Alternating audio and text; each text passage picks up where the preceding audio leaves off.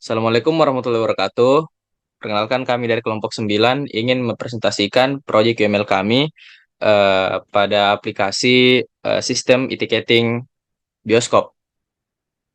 Saya sendiri atas nama Andi Muhammad Farhan dengan NIM D121221032. Teman saya atas nama Resal Finanda dengan NIM D121221031. Muhammad Farhan Rizky D121221033 dan Eka Putri Vayanti D121222105. Eh, Pada presentasi kali ini kami akan menjelaskan yang pertama itu proses bisnis, yang kedua itu use case diagram, yang ketiga itu activity diagram, dan yang terakhir itu adalah kelas diagram. Mungkin dari sini saya akan serahkan ke teman saya. Baik, terima kasih atas kesempatan yang diberikan. Jadi di sini saya akan menjelaskan proses bisnis dari aplikasi ticketing bioskop ini. Jadi yang pertama itu sebenarnya kami membagi proses bisnis ini menjadi 6. Itu yang pertama mendaftar atau memasukkan akun. Jadi yang pertama itu pengguna harus masukkan akun serta pertama kali membuka aplikasi. Jika belum memiliki akun, pengguna dapat mendaftar terlebih dahulu untuk dapat mengakses lebih lanjut fitur-fitur yang tersedia. Selanjutnya yaitu melihat data film. Di sini pengguna membuka aplikasi ticketing dan mengakses fitur melihat data film untuk mengetahui film apa yang sedang berlangsung dan yang akan tayang. Kemudian sistem menampilkan daftar film dengan informasi seperti judul, genre, rating untuk memberikan gambar kepada pengguna. Selanjutnya yang ketiga yaitu memilih film yang diinginkan. Sini pengguna memilih film yang diinginkan dari daftar film atau dari jadwal film yang sedang tayang. Kemudian sistem menampilkan detail film seperti trailer, sinopsis, aktor, dan menu untuk memesan tiket. Terusnya yang keempat yaitu mencari jadwal film. Sini pengguna menggunakan fitur pencarian atau menjelajahi daftar film untuk mencari jadwal yang sesuai. Kemudian sistem menampilkan jadwal film yang sedang tayang beserta tanggal dan waktu penayangannya. Selanjutnya memilih tempat duduk. Di sini pengguna dapat memilih tempat duduk yang diinginkan sesuai dengan jumlah tiket yang dipesan. Kemudian sistem memperbarui dan menampilkan ketersediaan daftar tempat duduk yang dapat atau yang tidak dapat dipesan oleh pengguna. Yang terakhir yaitu membayar tiket. Nah, setelah memilih tempat duduk, pengguna dapat memilih beberapa metode pembayaran. Setelah itu akan dilakukan proses pembayaran. Nah, setelah dilakukan proses pembayaran, sistem akan menampilkan detail tiket dan juga QR code yang akan di-scan untuk nantinya dicetak oleh pengguna. Nah, mungkin sekian dari yang saya jelaskan. Saya persilakan kepada teman saya.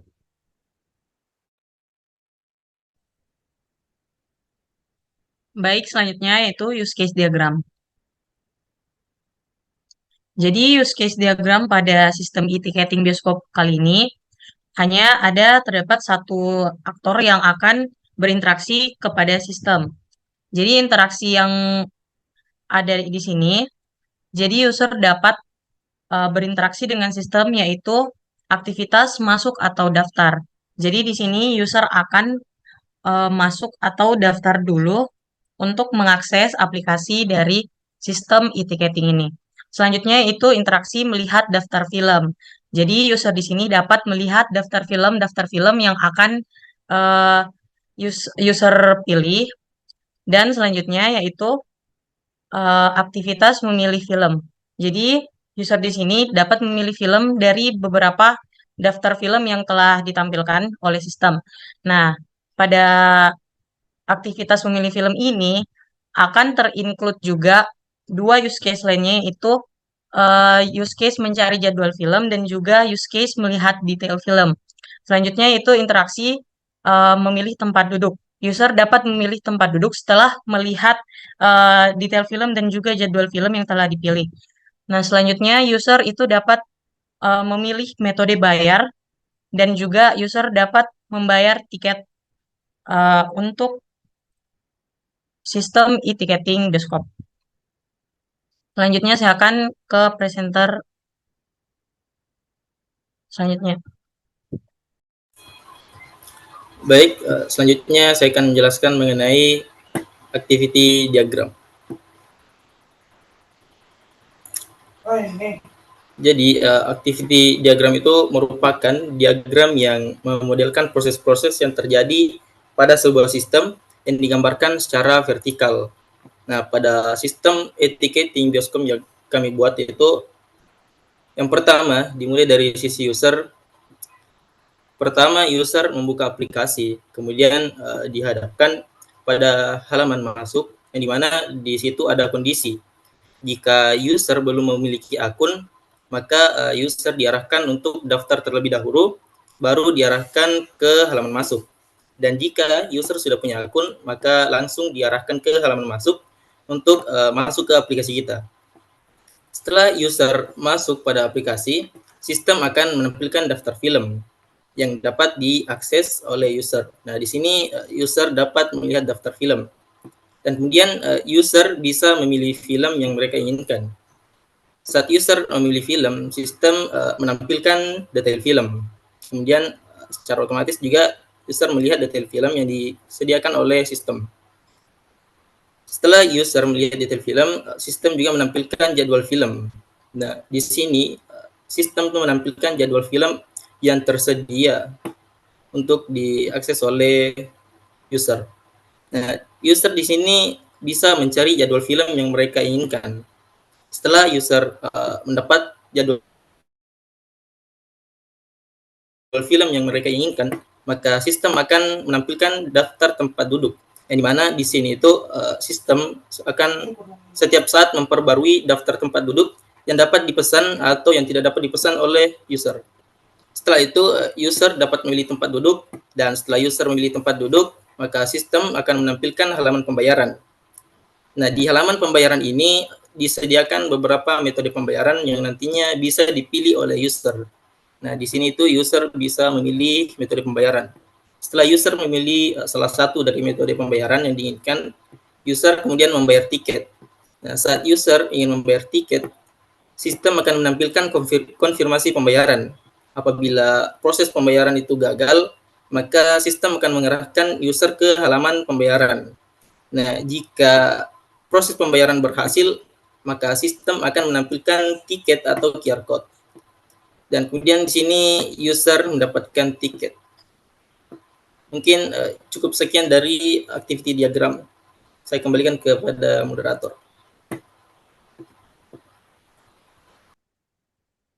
Oke, selanjutnya di sini saya akan menjelaskan bagian kelas diagram, yang dimana pada kelas diagram sistem ticketing bioskop ini terdapat 7 kelas, yang dimana eh, yang pertama itu ada kelas user dengan 3 atribut, yaitu ID user, nama, dan email, dan terdapat 6 metode, yaitu melihat daftar film, mencari jadwal film, memilih kursi, memilih metode bayar, dan juga membayar tiket.